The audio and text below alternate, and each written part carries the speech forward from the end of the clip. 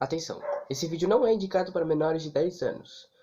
É porque, isso tá falando sobre um lugar que você fica sozinho com coisas que você não conhece e provavelmente você vai acabar morrendo aqui. Mas se quiser prosseguir, pode continuar. Eu sou só um aviso, não policial. O que é uma entidade? As entidades são classificadas por 4 categorias: seu número, seu nome, nível de perigo e seu habitat. O número, como o nome, refere-se à notação numérica de uma entidade. Nome é como uma entidade é conhecida. Perigo refere-se ao perigo implícito de uma entidade, classificado em uma escala de 0 a 7. E por fim, habitat se refere à frequência com que você encontra a entidade. As classes de perigo de entidades. A classe 1 não é agressivo, mas pode causar ferimentos ao andarilhos. 2. Normalmente não é agressivo, mas pode ser provocado a ferir ou raramente matar andarilhos. 3. Agressivo, mas não notavelmente perigoso. 4. Agressivo. É o nível de classificação típico da maioria das entidades. Classe 5. Perigoso. 6. Extremamente perigoso. E classe 7. Ontológico. Nível de classificação para entidades desconhecidas e anormais. Os habitats de entidades. Desconhecido. É bem autoexplicativo. Extinta. A entidade foi completamente eliminada sem nenhum resquício dela restando. Quase extinto. Muito pouco dessa entidade restou e são encontrados principalmente em níveis ocultos ou de difícil acesso. Raro. A entidade é encontrada em menos de 5 níveis. Incomum. A entidade é encontrada em pelo menos uma dúzia de níveis. Comum. A entidade é encontrada em mais de 20 níveis. Maioria. A entidade é encontrada em mais de 50% dos níveis. E muitos, a entidade é encontrada em uma infinidade de níveis. E as backrooms, a entidade é encontrada em todos os níveis possíveis. Tendo explicado basicamente um resuminho sobre como funciona o sistema de entidades e o que são, nós iremos agora ver as entidades. Sigam meus povos.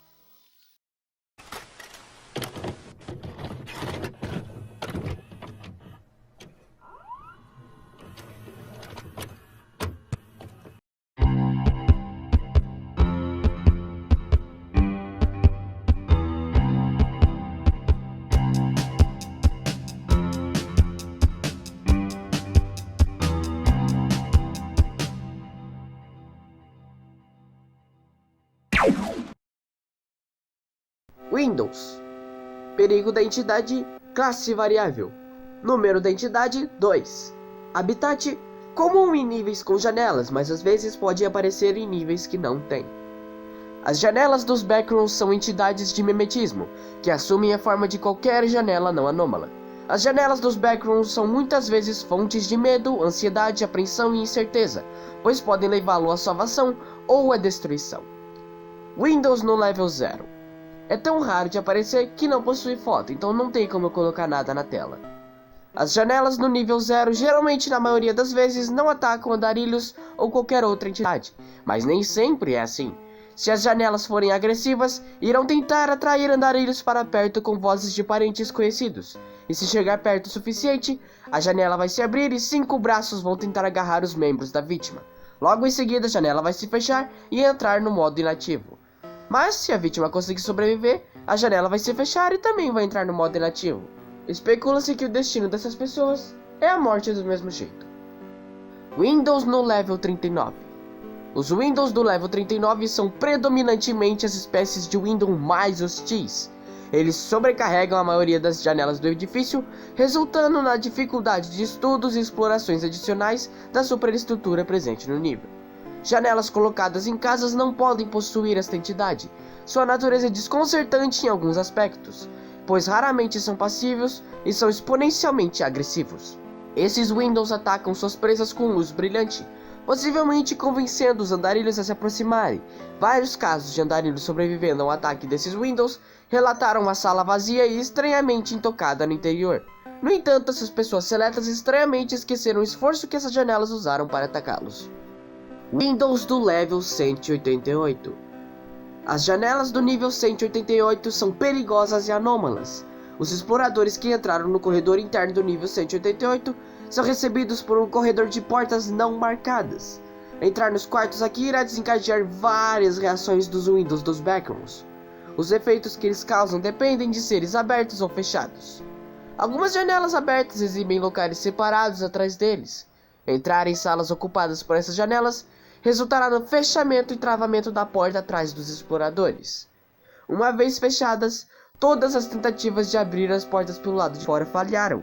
O que acontece com os que estão dentro é atualmente desconhecido, embora qualquer pessoa presa em uma sala fique imediatamente sem resposta após a porta se fechar e seja considerada efetivamente morta. Já janelas cobertas por cortina e consideradas fechadas, afastar a cortina de uma dessas janelas fechadas faz com que o indivíduo desapareça e a janela mude simultaneamente para exibir um novo local atrás dela. Embora não se saiba se esses efeitos transportam o sujeito ou o matam imediatamente sem nenhum traço notável, ninguém afetado por essas janelas foi recuperado e até agora é considerado efetivamente morto. Os relatórios indicaram que as entidades de janela às vezes podem substituir janelas normais e não anômalas. Alguns observadores relataram figuras parecidas com sombras se movendo atrás das cortinas das janelas fechadas. É altamente recomendável não interagir com nenhuma janela do nível 188. Os dois estados dos Windows. Estado ativo. Durante o estado ativo, as janelas emitem luz. Janelas ativas são relatadas para fazer com que os exploradores desapareçam quando interagem e são consideradas altamente perigosas. Essas janelas são relatadas como ativas durante o dia e devem ser evitadas a todo custo. Estado inativo. Durante o estado inativo, as janelas não emitem luz. Elas serão escurecidas até que nenhuma luz esteja presente, exceto as luzes presentes no teto. Os Windows parecem inofensivos quando inativos. Essas janelas são retratadas como inativas durante a noite. Embora não tenha havido relatos de incidentes envolvendo janelas inativas, interagir com elas não serve para nada e deve ser evitado por precaução. Devido a todas essas contas, evitar interações com qualquer janela nos backrooms quando possível é considerado uma precaução necessária a explorar. Aparência. Os Windows não têm uma forma definida, mas seu aspecto é sempre o mesmo, uma sombra escura com a aparência de um humano de qualquer gênero. O motivo deles não terem uma forma definida é porque eles conseguem assumir a aparência de qualquer pessoa, como criança, idoso, homem, etc. Função. Embora você possa tentar observar essas entidades como se fosse uma janela normal, isso deve ser evitado sempre que possível. A maioria das tentativas de interagir ou abrir uma entidade de janela conhecida foi recebida com extrema hostilidade, portanto não deve ser tentada. Abaixo está uma lista das observações que foram relatadas ao olhar através de uma dessas janelas. Pode aparecer o verdadeiro exterior ou interior de um nível, o falso exterior ou interior de um nível, o nível adjacente. Tentar entrar em um nível adjacente através de janelas é considerado extremamente perigoso e completamente desaconselhável. Uma localização falsa, figuras sombrias, rostos ou mãos desencarnadas, ou simplesmente o void. Descoberta. O primeiro grupo de Windows foi encontrado no nível 39, em 12 de novembro de 1900 pelo Meg. O agente de patrulha Nathan G, em uma noite de patrulha, relatou ter ouvido um grupo de janelas sussurrando entre si em uma linguagem inteligível. Ele comentou que as vozes soavam femininas. É indeterminado se as janelas têm gêneros ou se reproduzem. Isles afirmou que essas entidades pararam de falar logo depois que ele percebeu a fonte dos sussurros. As tentativas de fazer com que essas entidades falem ou interagem com humanos não foram bem sucedidas. Todos os relatos dessa variante de Windows relatam uma natureza aparentemente tímida ao interagir com exploradores. O primeiro incidente com uma janela perigosa foi no nível 188, em 28 de abril de 1900 Um grupo de 3 exploradores entrou no corredor interno do nível 188. Um membro do grupo notou e comentou que viu uma janela aberta e um canavial ensolarado do lado de fora da janela. Por curiosidade, esse indivíduo entrou na sala e a porta se fechou e trancou. Os 2 exploradores restantes tentaram entrar pela porta à força, mas não tiveram nenhum sucesso. Todas as tentativas de comunicação com o explorador preso lá dentro também não tiveram nenhum sucesso. Eles esperaram 2 horas antes de serem forçados a recuar quando viram um periférico entrando no corredor inquistável. O outro explorador é presumido perdido ou simplesmente morto. Curiosidades. Se os Windows forem quebrados, vão desaparecer misteriosamente. Se os Windows do level 0 conseguirem puxar o andarilho não vai morrer nem desaparecer, mas sim se tornar só mais um window em algum nível aleatório. Raramente as figuras nas janelas podem ser vistas sorrindo de orelha a orelha, com uma iluminação branca fluorescente. É recomendado que, se isso acontecer, não se deve olhar para a janela, e também é recomendado tampar os ouvidos para não ouvir os sussurros dentro de sua cabeça. Smilers. Perigo da entidade, classe 4. Número da entidade, 3. Habitat, grande maioria dos níveis. Smilers são entidades hostis, reconhecíveis por seus olhos brilhantes reflexivos e dentes brilhantes. Essas entidades aparecem apenas em cantos escuros ou portas, onde o resto de sua forma não é visível. Houve aproximadamente 1.300 avistamentos confirmados de Smilers até agora. Essas entidades não possuem órgãos, em vez disso, a escuridão são seus corpos. Comportamento. O Smiler é atraído por luz, igualzinho uma mariposa, e persegue qualquer coisa remotamente brilhante, atacando qualquer fonte de luz que veja. Acender uma lanterna na frente de Smiler vai basicamente fazer com que o Smiler se atire em cima de você. E se você se envolver com a entidade, certifique-se de ter uma boa mão de arremesso.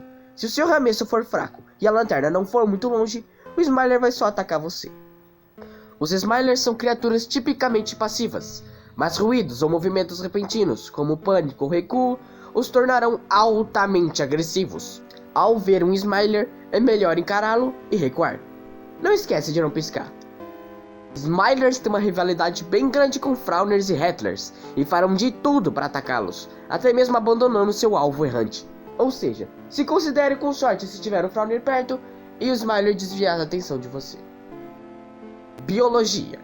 Smilers têm um longo sorriso com vários dentes afiados e têm olhos brancos brilhantes. Não se sabe quais outras características físicas eles possuem. Há rumores de ter um corpo físico que não pode ser visto com o olho humano.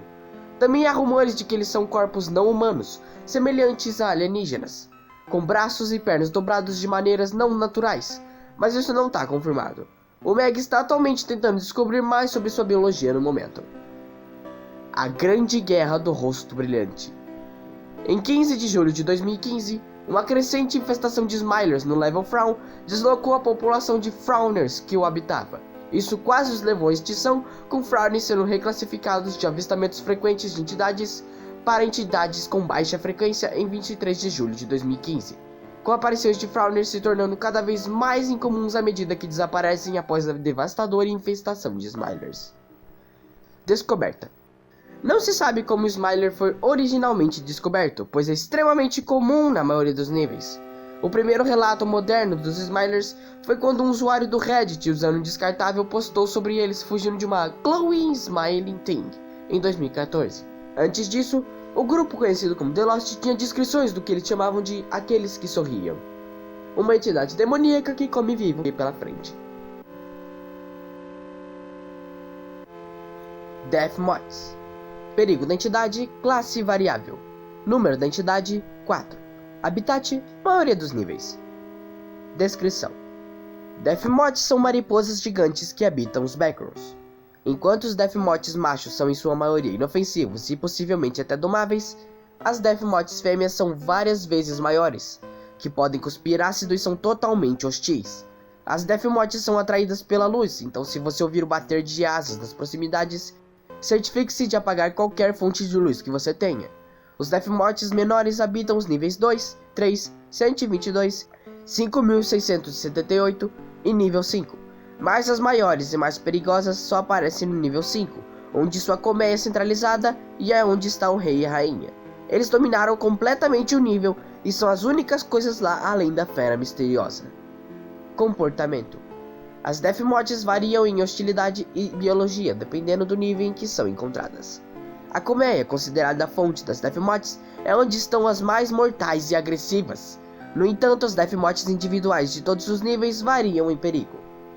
Biologia. Death Moths são basicamente mariposas gigantes. Embora não compartilhem muitas semelhanças com mariposas normais, a maior parte da sua vida útil, nascimento e morte são completamente desconhecidas. As Death Moths femininas possuem uma secreção gelatinosa conhecida como Moth Jelly, que elas usam para alimentar seus filhotes e acumular haréns de machos. Esta geleia é muito procurada devido ao seu valor nutricional e qualidades benéficas, embora seja altamente perigoso para consumir em grandes quantidades, pois atrai ainda mais Dothmoths que tentarão te comer vivo. Esse recurso também pode ser utilizado em pequenas quantidades como forma de escudo dessas entidades, pois faz com que as fêmeas não o ataquem e os machos até mesmo o protejam por um período de tempo. Descoberta. Não se sabe quando a entidade Dothmoth foi encontrada, mas parece que o grupo chamado como The Lost chamou essas entidades de as Moscas do Terror. Clumps. Perigo da entidade classe 5. Número da entidade 5. Habitat grande maioria dos níveis. Os Clumps são entidades hostis que se assemelham a aglomerados maciços de braços humanos que se agitam e se estendem em todas as direções. Eles são conhecidos por habitar aberturas, armários e outros espaços apertados. Essas entidades são famosas por seu incrível nível de inteligência quando se trata de emboscar e atacar andarilhos. Essas entidades passam a maior parte do tempo escondidas em espaços apertados, como armários, ralos, canos, chaminés e muito mais comumente, aberturas. Geralmente, a única parte de um clump que é vista por um andarilho consiste em seus braços frontais, que eles permitem pendurar livremente e balançar dentro de seu espaço de caça. Um comportamento teorizado para servir como uma forma de isca para levar os andarilhos a se aproximarem deles. Embora ocasionalmente um braço se flexione ou uma mão se aperte, esses braços geralmente ficam imóveis quando não há andarilhos presentes.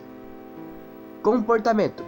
Quando não estão escondidos, os Clumps tomarão muito cuidado para evitar qualquer contato com outras entidades ou humanos e permanecerão principalmente sedentários enquanto esperam que as presas se aproximem deles. No entanto, após longos períodos de tempo sem comida, os Clumps são conhecidos por migrar para outros níveis dos backrooms, impulsionando-se com os braços a uma velocidade de até 20 milhas por hora, tornando-os relativamente rápidos em comparação a outras entidades, embora eles raramente exibem essa habilidade. Em vez de perseguir a presa, os Clumps preferem ficar imóveis à espera dos andarilhos que se aproximam. Uma vez que percebem que um andarilho está por perto, os Clumps começarão a realizar uma série de movimentos para atraí-los e se aproximar dele. Esses movimentos podem incluir acenar, bater palmas, estalar os dedos, bater nas paredes e comunicar-se em linguagem de sinais e outros tipos de gestos com as mãos. Não se deixe enganar, pois chegar perto de um Clump provavelmente terminará rapidamente em sua morte. Se você vir um Clump, caminhe lentamente na outra direção sem ser notado. Em alguns casos muito graves, você pode acabar precisar correndo. Também fique de olho no Clump para garantir que ele não vai fazer nada e tente não fazer nenhum barulho enquanto se afasta. Em geral, você deve ficar pelo menos a 8 pés ou mais de distância. Caso contrário, você pode ser agarrado e receber seu destino agonizante. Biologia. Os Clumps medem em média 6 pés de diâmetro e são capazes de caber em espaços tão pequenos quanto 2 pés, contorcendo seus membros para poder caber nesses espaços apertados. Os braços de um Clump variam na cor da pele, com alguns até mesmo tendo ferimentos ou manchas na pele. Os Clumps também são conhecidos por possuir um único braço que pode se estender por mais de 20 pés de comprimento e é surpreendentemente forte, apesar de sua esbeltez. Foi registrado que esse braço consegue levantar objetos com peso de até 360 kg, e esse braço é usado para pegar a presa e agarrá-la com força antes de puxá-la, além de seus muitos braços e absorvê-la em seu corpo. Como isso é feito permanece desconhecido, mas devido aos sons arrepiantes de seus ossos sendo esmagados, acredita-se que esse processo é extremamente doloroso. Descoberta. O avistamento de um Clump foi relatado pela primeira vez anonimamente ao banco de dados do MEG em 2 de março de 2008, embora na época a entidade fosse bem conhecida em vários outros grupos. Devido à sua natureza secreta, é provável que eles também existiam nos backrooms há muito mais tempo do que nós pensávamos. Duelers. Perigo da entidade classe 4. Número da entidade 6. Habitat comum. Descrição. Duelers são criaturas estranhas, geralmente encontradas nos níveis mais baixos dos backrooms. Eles possuem uma aparência cinza escuro e humanoide, mas carecem de várias características proeminentes, como um rosto ou orelhas. Não é totalmente compreendido como os Duelers matam suas presas, já que eles geralmente fogem de ameaças. Comportamento. Eles geralmente fogem de qualquer coisa que se aproxime, mas esteja ciente de que essas entidades parecem ser hostis. A entidade caça quando está em um salão e uma vítima do outro lado, separado por uma parede. O Dueler então prenderá seu braço através da parede, capturando as presas do outro lado, e em seguida arrastará para o salão. Se você notar um Dueler sem sua tática de caça, eles fugirão silenciosamente. Não se sabe o que eles fazem com você uma vez que você é capturado. Às vezes eles podem pegar objetos aparentemente aleatórios e não se sabe o que eles fazem com eles. Também parecem não gostar nem um pouco de água de amêndoa, assim como outros exploradores relataram que Duelers parecem evitar fontes de água de amêndoa e outros itens do gênero. Biologia. Eles são altos, cinzentos, humanoides, estatura esquelética frágil e sem características faciais. Eles têm braços longos que podem se estender a distâncias muito altas, geralmente para alcançar suas presas do outro lado da parede. Sua postura é muito oscilante e seu movimento de andar não é natural. Essas entidades são surpreendentemente fortes pela aparência de estrutura corporal, e eles podem, no entanto, correr a velocidades extremas, mesmo segurando itens com o dobro do seu próprio peso. Descoberta. Não se sabe como essa entidade foi descoberta nos tempos modernos, mas um grupo conhecido como The Lost mencionou um ser conhecido como Agarrões da Parede, que poderia estar se referindo a um Dueler. Atitudes. Atitudes seguras e recomendadas.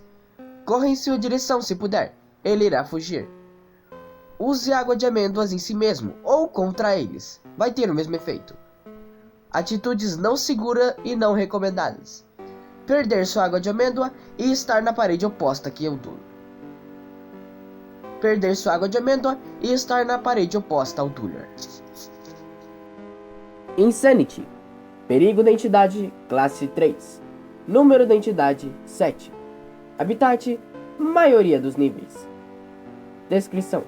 Os Ratchers ou Insanities são uma entidade humana, muitas vezes descrita como um morto-vivo ou um zumbi. Uma vez humanas, essas entidades foram transformadas por meio de um processo mal compreendido, que se acredita resultar na privação de sustento vital, como comida, água e sono.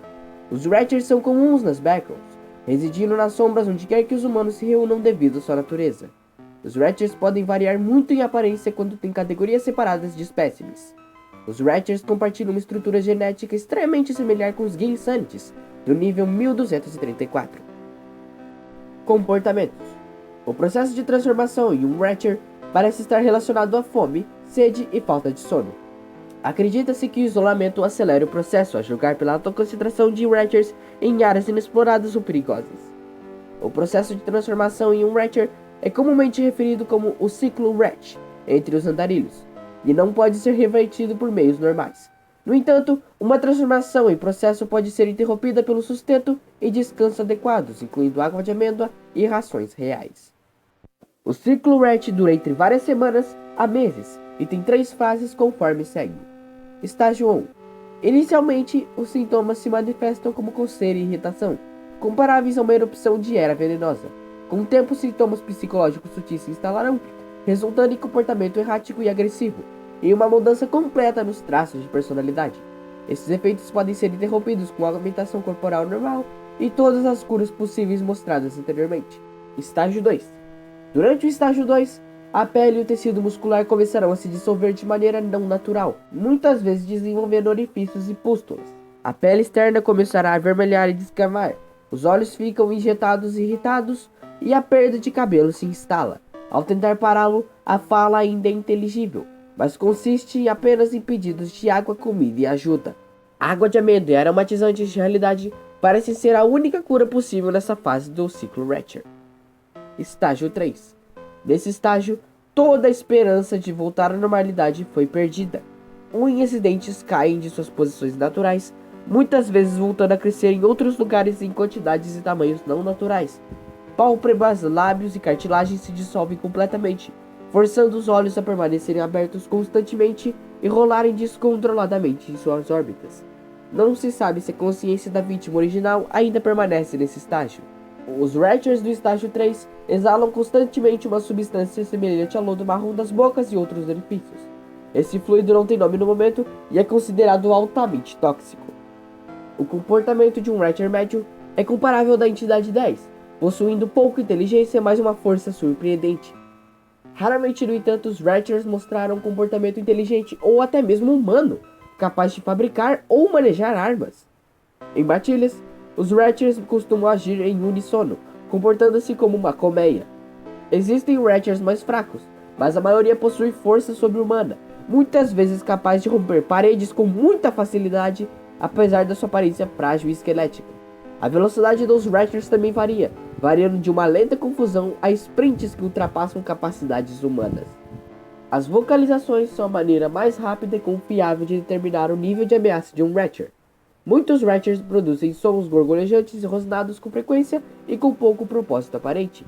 Sons graves e lentos geralmente indicam uma variante pouco inteligente, enquanto vocalizações agudas são muitas vezes inteligentes ou extraordinariamente rápidas.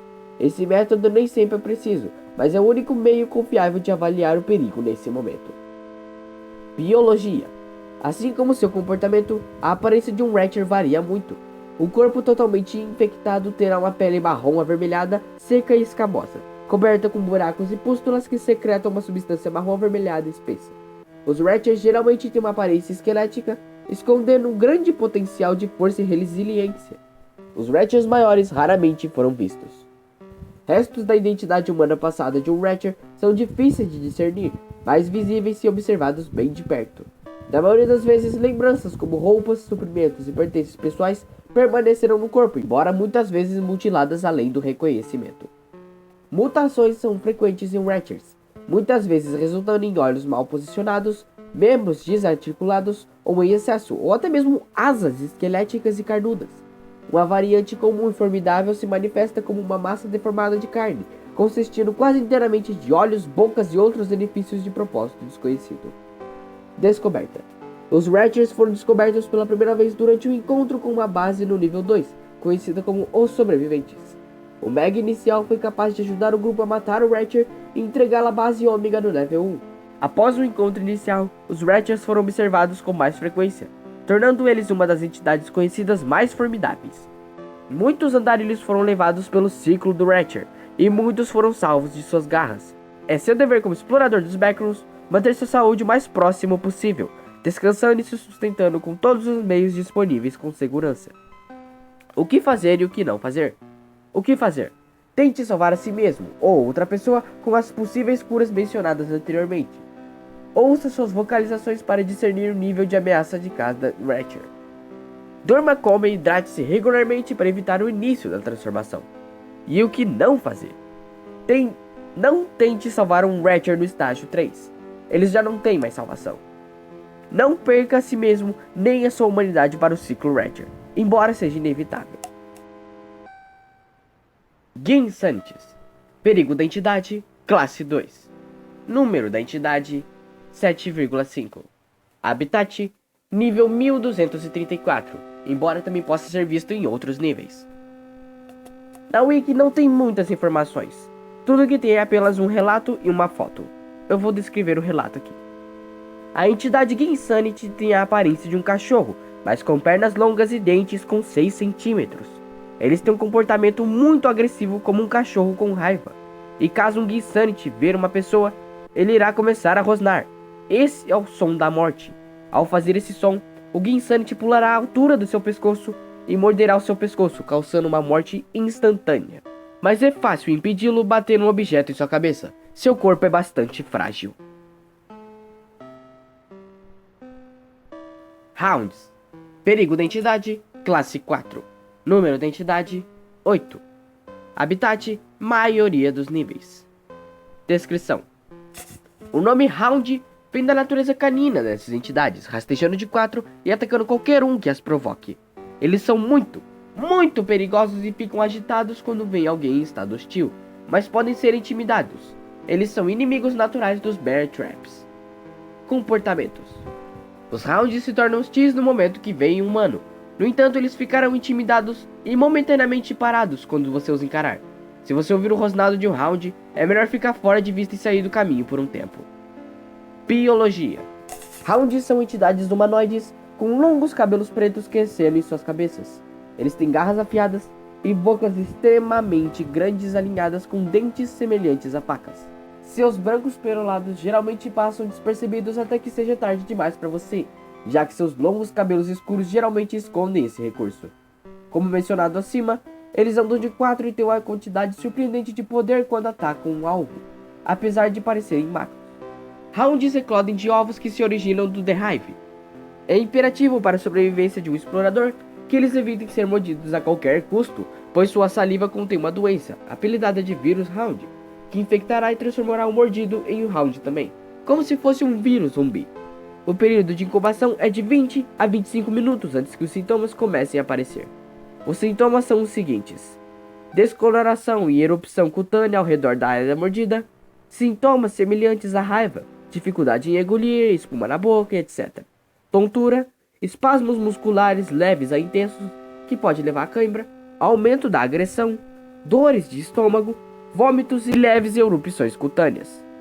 Aproximadamente de 20 a 30 minutos após o aparecimento dos sintomas, o corpo do infectado se reconstituirá para corresponder ao de Hound. O processo é visivelmente e auditivamente excruciante, pois os dentes e unhas humanos normais são dolorosamente empurrados para fora e substituídos por presas e garras, enquanto as mãos e os pés são reconstituídos para se moverem exclusivamente de quatro. Em meio à transformação, ocorrerá um rápido crescimento do cabelo no corpo. Depois eles entrarão em um estado selvagem e hostil, completando a transformação.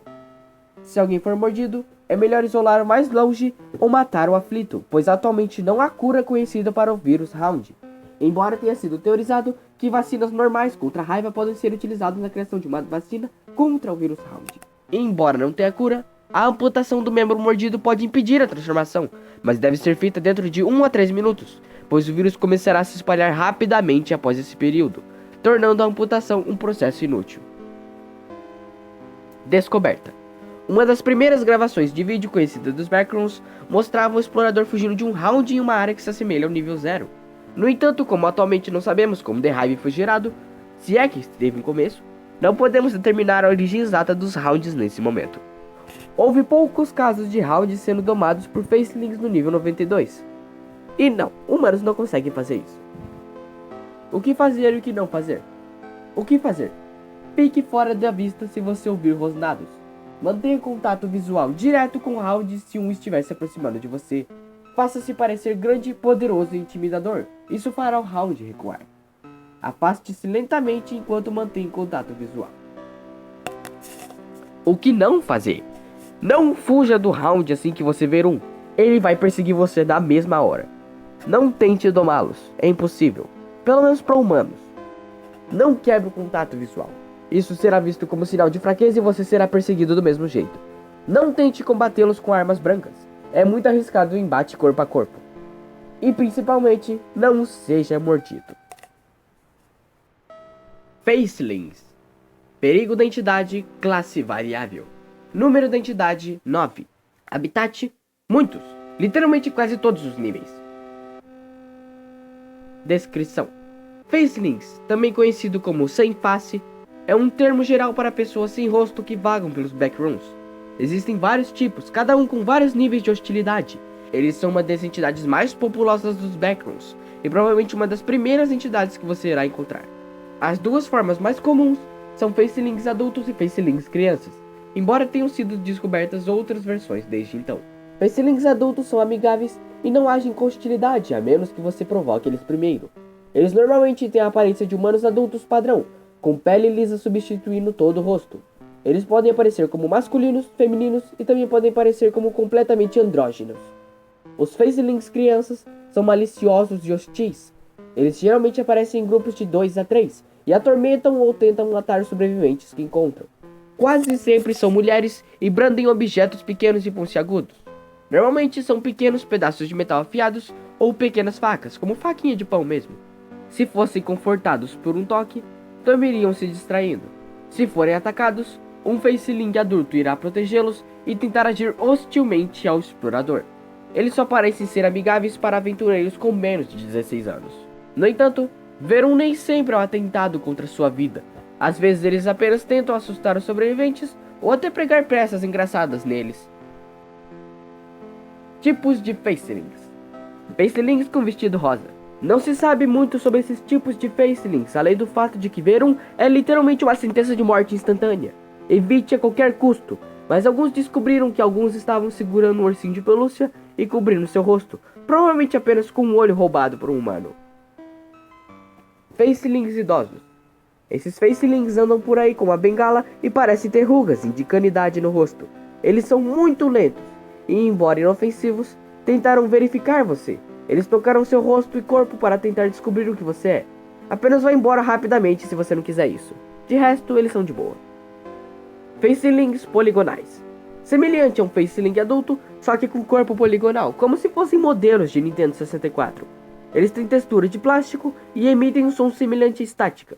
Os facelings poligonais são resultado de um faceling não renderizado direito. Facelings nus. Como o nome indica, esses facelings não têm roupas. Eles não têm órgãos genitais, seios, parte posterior, nem mamilos. Eles se arrastam até serem vistos, então fogem. Os facelings nus também podem ser mais inteligentes do que os normais, mas isso ainda não é confirmado. Facelings tímidos. São gentis e evitam os andarilhos. Raramente eles atacam e usam roupas do estilo 2015. Já foram documentados relatos deles atacando, mas foram pouquíssimos, tipo 1 ou 2. Se atacados, soltam um barulho agudo que pode danificar o ouvido do andarilho e entidades próximas. Facelings sombrios. Um faceling escuro feito breu.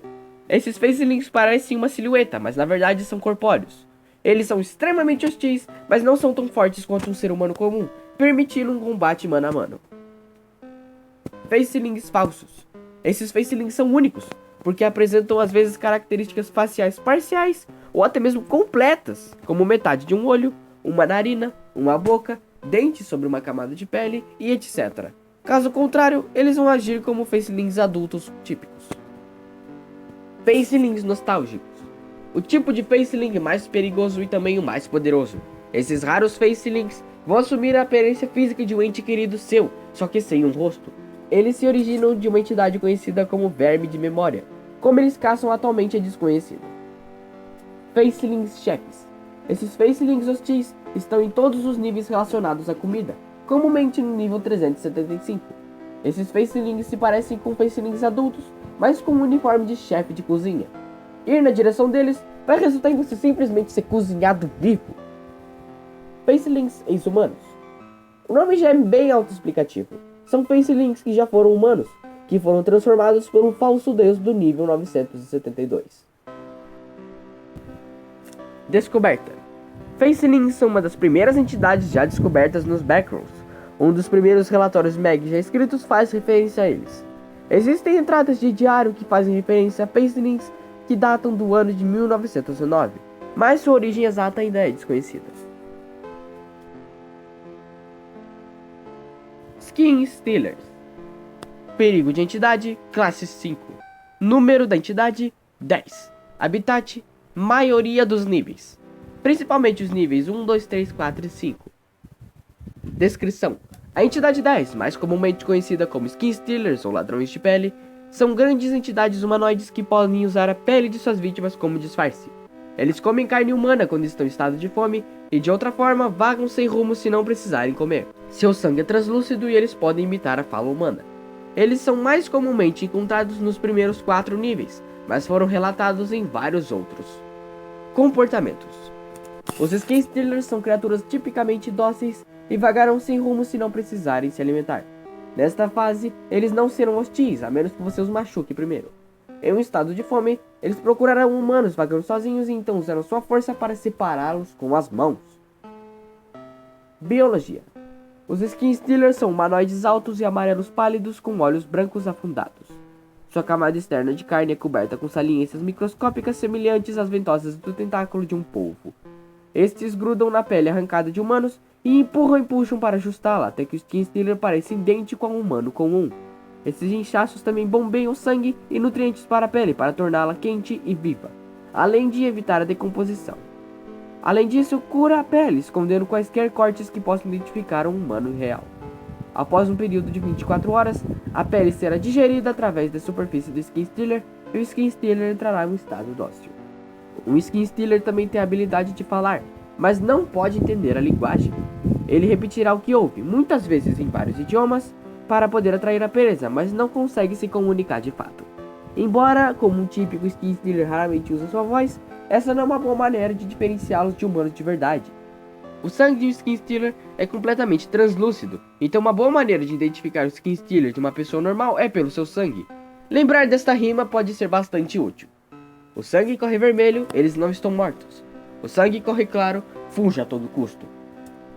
Recomendações: afaste-se devagar e com calma se você vir um. Não tente chamar atenção para si mesmo. Verifique-se se a pessoa com quem você estiver viajando junto tem sangue claro, apenas para ter certeza. E o que não fazer? Confie em pessoas que falam mal ou dizem variedades aleatórias de palavras.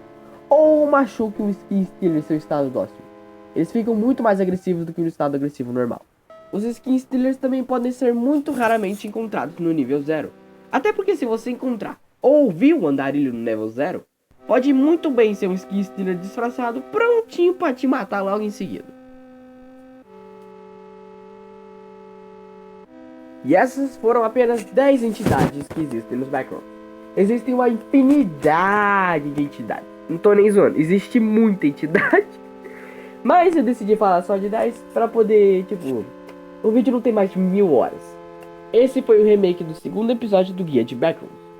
Eu espero que vocês tenham gostado e eu vou tentar fazer o remake do episódio 3. Obviamente vai demorar também, né, porque eu preciso de um pouquinho de força de vontade. Mas é a vida. Eu espero que vocês tenham gostado e nós vamos explorar os backrooms nos episódios seguintes.